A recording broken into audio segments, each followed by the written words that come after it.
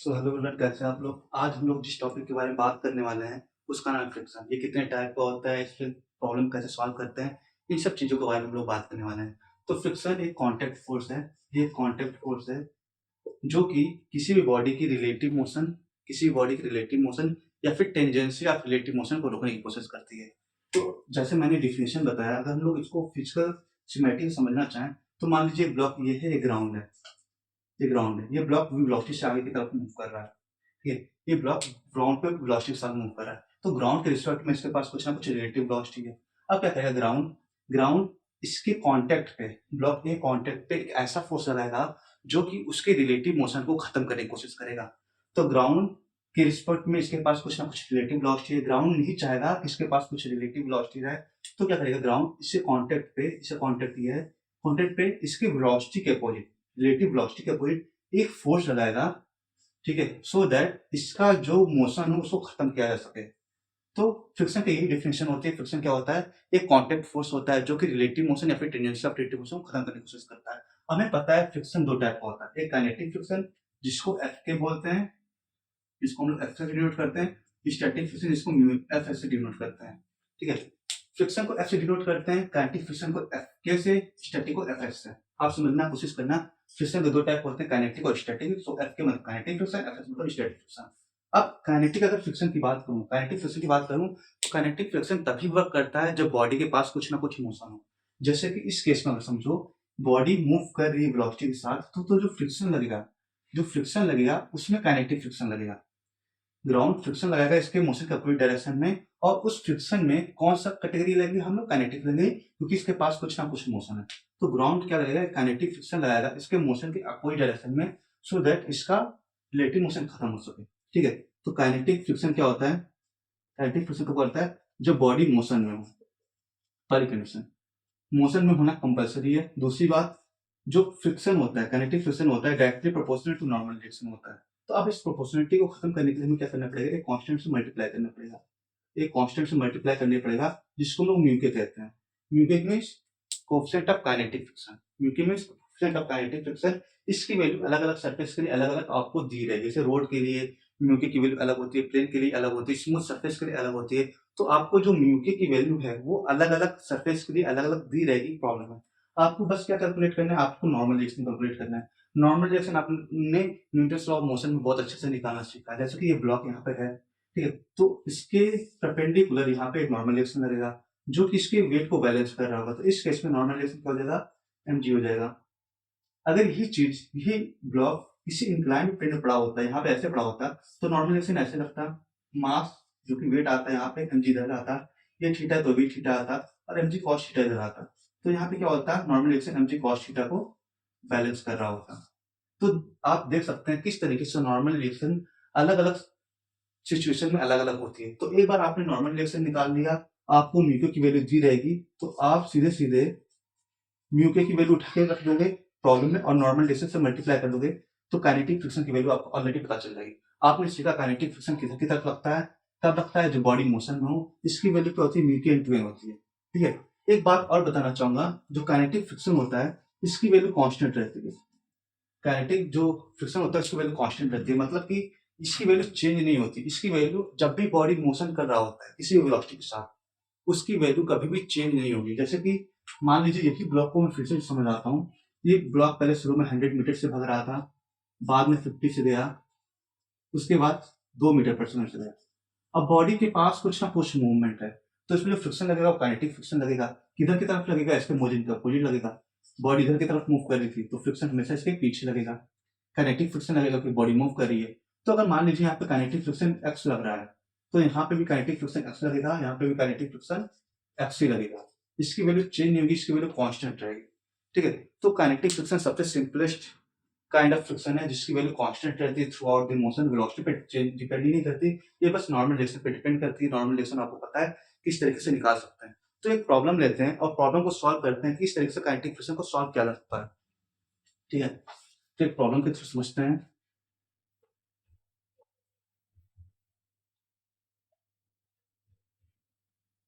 Suppose कीजिए ये कोई ब्लॉक है, ग्राउंड पे पड़ा हुआ है। ठीक है, अभी क्या हो रहा है, इस पे एक फोर्स इस डायरेक्शन में लग रहा है, जो कि हॉरिजॉन्टल से 45 डिग्री पर है, ठीक है। इसकी वैल्यू मान लीजिए 10√2 है, ठीक है। इस सरफेस के लिए म्यू की वैल्यू आपको दे रखी है 0.01, ठीक। इस सरफेस के लिए म्यू की वैल्यू दे रखी है 0.01, फोर्स की वैल्यू दे रखी है। आपसे बोल दिया क्वेश्चन में, आपसे क्वेश्चन में बोला गया है कि मोशन में है, क्वेश्चन में मेंशन है ये ब्लॉक मोशन में है हॉरिजॉन्टल डायरेक्शन में v0 स्पीड से। क्वेश्चन में ऑलरेडी बोला गया है कि ये ब्लॉक मोशन में v0 स्पीड से एक फोर्स इंक्लाइन 45 डिग्री पे लग रहा है, म्यू के की वैल्यू दे रखी है। आपसे बोल दिया गया काइनेटिक फ्रिक्शन की वैल्यू बता दीजिए, काइनेटिक फ्रिक्शन की वैल्यू बता दीजिए। तो आपको पता है कि बॉडी मोशन में तो जो फ्रिक्शन लगने वाला है वो काइनेटिक होगा। तो काइनेटिक वैल्यू की वैल्यू क्या होती है, काइनेटिक फ्रिक्शन की वैल्यू क्या होती है, म्यू के इंटू एंड म्यू के की वैल्यू यहाँ पे क्या है 0.01। नॉर्मल डायरेक्शन वैल्यू को नहीं पता, नॉर्मल डायरेक्शन की वैल्यू कैलकुलेट करते हैं। इसका एवरी डायग्राम ड्रॉ करेंगे तो that F cos 45 F sin 45, इसका मैंने कॉम्पोनेंट किया इधर की तरफ, इधर की तरफ, इधर की तरफ mg और नॉर्मल रिएक्शन ऊपर की तरफ। तो यहाँ से नॉर्मल रिएक्शन क्या हो गया mg माइनस एफ sin 45, ठीक है। यहाँ से नॉर्मल रिएक्शन हमने ये निकाल दिया, ये वैल्यू उठा के यहाँ पुट कर दो 0.01 multiplied by mg minus F sin 45। F की वैल्यू आपको दे रखी है, मास मैंने दिया नहीं था, सपोज कर लो मास की वैल्यू यहाँ पे 10 kg, मास की वैल्यू 10 kg है, तो मास की वैल्यू रखो, ग्रेविटी की वैल्यू आपको ऑलरेडी पता है, फोर्स आपको पता है 10√2 sin 44/√2 होता है, इसे मल्टीप्लाई कर दो तो आपकी एफ की वैल्यू निकल आएगी। ये मैं आप पे छोड़ रहा हूँ उसकी वैल्यू कैलकुलेट करने के लिए, ठीक है। तो आपके पास सब कुछ पता है, इस तरीके से हम लोग क्या करते हैं, काइनेटिक फ्रिक्शन को निकालते हैं। अब बात करते हैं स्टैटिक फ्रिक्शन के बारे में। काइनेटिक फ्रिक्शन के बारे में आपको सब कुछ पता चल गया है, किस तरीके से सॉल्व करते हैं, क्या करते हैं, इसकी वैल्यू कांस्टेंट कैसे होती है और ये कब एक्ट कर रहा होता है। तो काइनेटिक फ्रिक्शन के बारे में अच्छे से बात करते हैं स्टैटिक फ्रिक्शन के बारे में। तो जो स्टैटिक फ्रिक्शन होता है, जिसको एफ से डिनोट करते हैं, ये तब काम करता है जब बॉडी के पास टेंडेंसी हो, बॉडी के पास टेंडेंसी हो, मतलब बॉडी मूव नहीं कर रही है, बॉडी के पास बस टेंडेंसी है, ठीक है, वो आगे बढ़ना चाह रही, बस बढ़ नहीं पा रही। तो सपोज कीजिए ये ब्लॉक रखा हुआ है, आपने कुछ फोर्स लगाया, आपने कुछ फोर्स लगाया, इस फोर्स की वजह से ये मूव करना चाहेगी, ये मूव करना चाहेगी, लेकिन ये मूव नहीं कर रही है, इस फोर्स की वजह से इस पर टेंडेंसी आई है। तो अब जो फ्रिक्शन लगेगा, अब जो कॉन्टैक्ट फोर्स फ्रिक्शन लगेगा, उसको बोलते हैं स्टैटिक फ्रिक्शन। आपने अप्लाइड फोर्स लगाया, इस अप्लाइड फोर्स इतना कम था कि बॉडी मूव नहीं कर पा रहा है, तो जो फ्रिक्शन लगेगा उसको बोलते हैं स्टैटिक फ्रिक्शन। स्टैटिक फ्रिक्शन क्या होता है, एक वेरिएबल फोर्स होता है, एक वेरिएबल फ्रिक्शन होता है,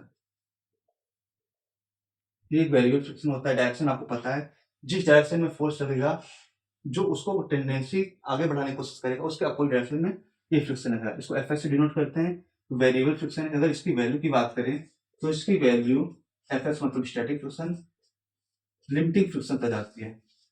स्टैटिक फ्रिक्शन की वैल्यू 0 से लेके लिमिटिंग फ्रिक्शन तक जाती है।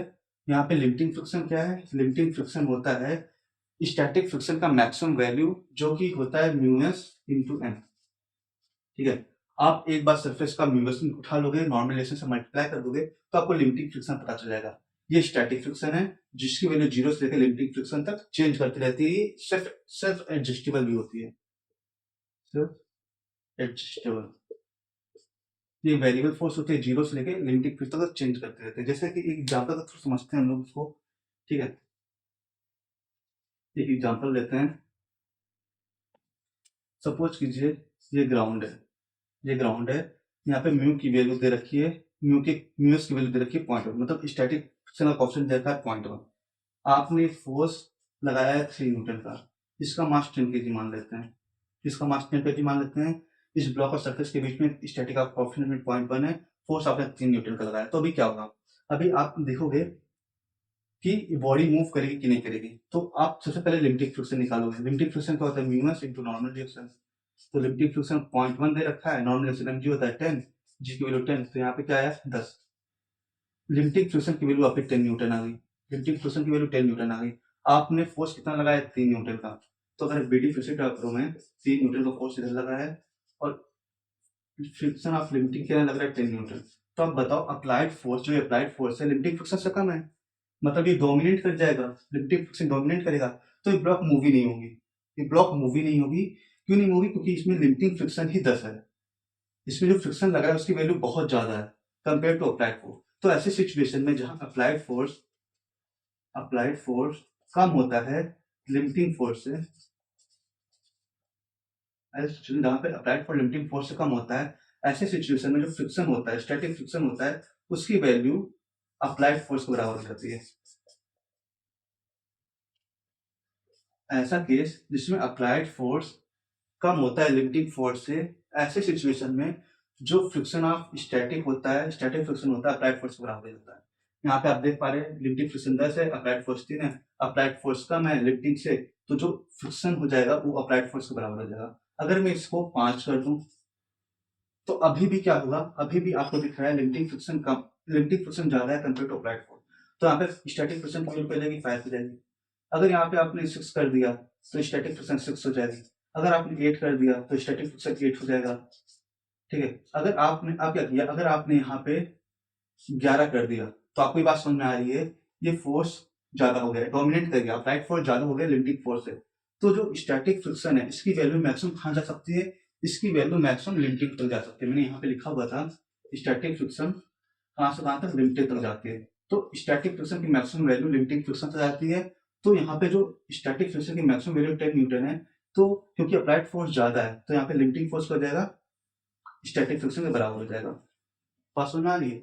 तो ये केस तब लगता है जब अप्लाइड फोर्स लिमिटिंग फोर्स से कम हो, तो जो स्टैटिक फ्रिक्शन होता है वो ऐसे आता है 5, 6, 7, अपने आप को एडजस्ट करता है अकॉर्डिंग टू फोर्स। लेकिन एक बार अप्लाइड फोर्स ज्यादा हो गया लिमिटिंग फोर्स से, तो स्टैटिक फ्रिक्शन की वैल्यू 10 लिमिटिंग तक जा सकती है। यहाँ पे लिमिटिंग 10 है तो स्टैटिक फ्रिक्शन की वैल्यू 10 हो जाएगी। अब यहाँ पे आप कुछ भी करते हो, अगर आपने 15 न्यूटन कर दिया, अप्लाइड फोर्स 15 न्यूटन कर दिया, तो क्या होगा, अभी भी लिमिटिंग फोर्स कम है, अभी भी लिमिटिंग फोर्स कम है, तो हम क्या बोल सकते हैं कि यहाँ पे जो स्टैटिक फ्रिक्शन लगेगा वो लिमिटिंग फ्रिक्शन के बराबर होगा, मतलब 10। तो आप इसको बढ़ाते जाओ, एक बार लिमिटिंग फोर्स को क्रॉस कर गया अप्लाइड फोर्स, तो अप्लाइड फोर्स की वैल्यू कुछ भी होती जाएगी, लेकिन लिमिटिंग फोर्स तो उतना ही रहेगा, लिमिटिंग फोर्स उससे ज्यादा नहीं हो सकता। और स्टैटिक फ्रिक्शन की मैक्सिमम वैल्यू लिमिटिंग तक जाती है। तो हमेशा हर केस में जब भी अप्लाइड फोर्स लिमिटिंग फोर्स से ज्यादा होगा, तो उस केस में लिमिटिंग फोर्स के बराबर स्टैटिक फ्रिक्शन आता है। थैंक यू, आपको सब समझ में आया होगा। Thank you for watching.